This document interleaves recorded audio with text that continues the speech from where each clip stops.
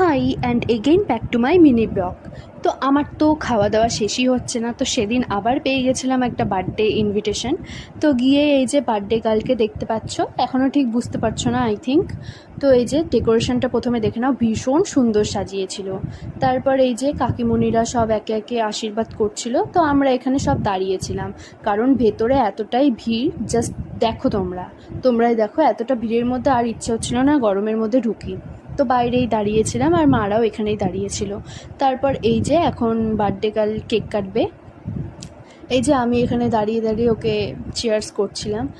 ওই আসলে লজ্জা পাচ্ছিল, ছোট তো। তারপর এই যে কেকটা দেখে নাও কতটা সুন্দর। তারপর এই যে কেক খেয়ে নিচ্ছে নিজে নিজে, আর বাবাকেও খাইয়ে দিচ্ছে। তারপর এই দেখো আবার একটু নিজে খাচ্ছে, আবার বাবাকে খাওয়াচ্ছে। তারপর লাস্টেও কি করেছে, যেহেতু দেখছে সবাই ওকে একটু গালে লাগিয়ে দিচ্ছে, ও নিজে নিজেই গালে মাখতে শুরু করে দিয়েছে, আসলে মজা পেয়ে গেছে। তারপর আমি আর এখানে একটা বুনু দাঁড়িয়ে দাঁড়িয়ে এই যে ভিডিও করছিলাম এই গরমের মধ্যে। তারপর সবাই মিলে এই ঘরে চলে আসলাম। ঘরে অনেকটা ঠান্ডা ছিল যেহেতু এসি চলছিল। তো তারপর এই দেখো ওকে আমি পোজ দিতে বললাম, ওই হেসে চলে গেল। তারপর বসে গেলাম খেতে। তো প্রথমেই দিয়ে দিয়েছিল এখানে ভাজা, তার সাথে লেবু, ডাল, তার সাথে ভাত, আর এখানে ছিল ছ্যাঁচড়া। প্রত্যেকটা খাবার ভীষণ ভালো ছিল।